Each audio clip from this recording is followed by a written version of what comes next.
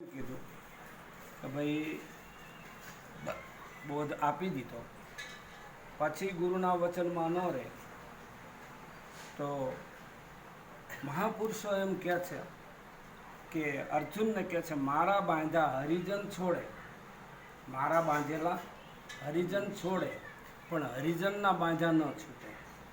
પરમાત્મા એમ કે ભગવાન એમ કહે છે કે હે અર્જુન, આ બધા જીવને મેં બાંધ્યા છે માયામાં, અને સંતો આ માયાથી એને છોડાવી દે છે, માયા એની તોડી નાખે છે.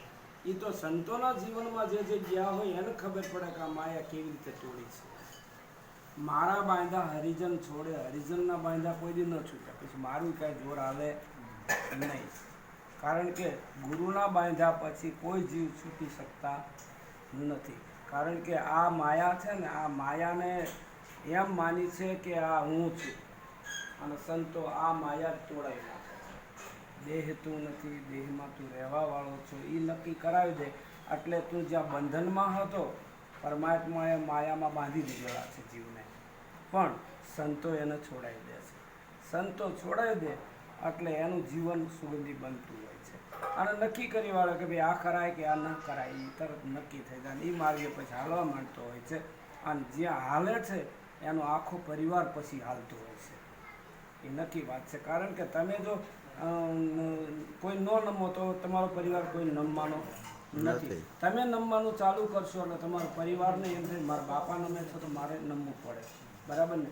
આ એક માર્ગ છે, આ એક કહે છે ને ખેડ છે કે આવી રીતે કરતા હોય છે. એટલે એ ઘર આખું તે બધાને પાછા ભગવાન માની, પરમાત્મા માની, હરિ માની, અથવા મોટા માની, અથવા વડીલ માનીને નમશે તો નમે એ બધાને ગમે, બરાબર ને?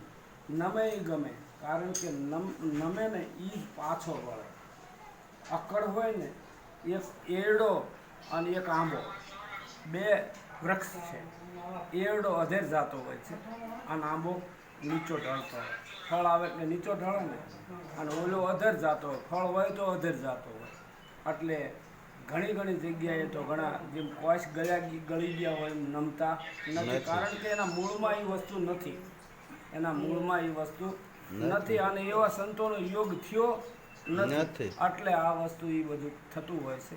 તમે કરો એટલે તમારા છોકરાઓ, તમારા એના છોકરાઓ આ બધું કરતા હોય છે. તમે વડકા કરો, તમારો છોકરો વડકા કરે, એના છોકરાએ વડકા કરે કે ન કરે? જેવું તમારું જીવન એવું પાછળ બધું હાલતું હોય છે. એટલે કાયમની માટે સંતોનો સમાગમ કાયમની માટે રાખવાનું સંતો એમાં કહે છે.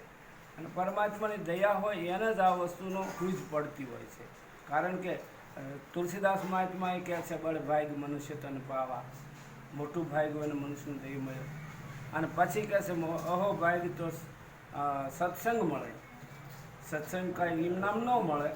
તમે કદાચ ખેતી કરો છો તો ખેતીની વધારે તમારે કેવી રીતે ઉપજ લાવી તો બીજો ખેડૂત આગળ જઈને બોલો ને કે ભાઈ તમારે આ વખતે કપા સારો થયો, મારે ન થયો, તેમ બિયારણ ક્યાંક લાવ્યા, તમે કઈ રીતે ઉપાર્જન કર્યું, આવું બધું કયો કે ન? તો અખૂટ ધન હોય તો પરમાત્માનું છે, અને આ ધન તો પરિવર્તનશીલ છે, નાશવંત છે, એક દિન સમય જતું રહેવાનું. તમારા ઘોડી હોય, ગાડી હોય, બંગલા હોય કે ગમે વાડી હોય, ગમે એ હોય, એક દિન સમય તો પડી જવાનું, પડી રહેવાનું. તમે ઘણું મેળવ્યું છે, તમારા માટે તમે ઘણું મેળવ્યું, પરમાત્માની કૃપા છે. કારણ કે મહાપુરુષે કહે છે કે ધન મળવું એ પરમાત્માની કૃપા છે. અને તમારી મહેનતના કારણે પરમાત્મા તમને એક ફળ આપે છે, પણ એ ફળ કરતાં હકીકતમાં તમે તમારા સ્વરૂપનું જ્ઞાન, જે પોતાનું જ્ઞાન, જે નિજ જ્ઞાન, જેને મહાપુરુષને મળ્યું છે એ અખૂટ ધન છે. પહેલું ધન નાખ્યું, પહેલા ધનમાં તમારા 2 છોકરા હોય છે, 5 છોકરા હોય છે, ભાગ પાડશે. વાડી હશે તો 50 વીઘા હોય તો 25 કપાઈ લેશે, અને કદાચ ગાડી હોય છે તો 2 એક લઈ લેશે, મકાન છે તો એક લઈ લેશે. પણ તમારા માટે તો તમે કાંઈ કર્યું નથી.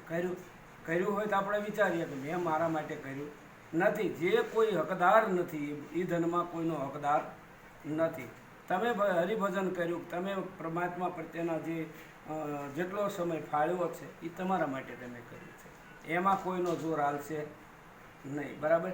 ખોટું તમે કર્યું છે તો તમે એમાં કોઈ તમારું ભોગવવા તૈયાર છે?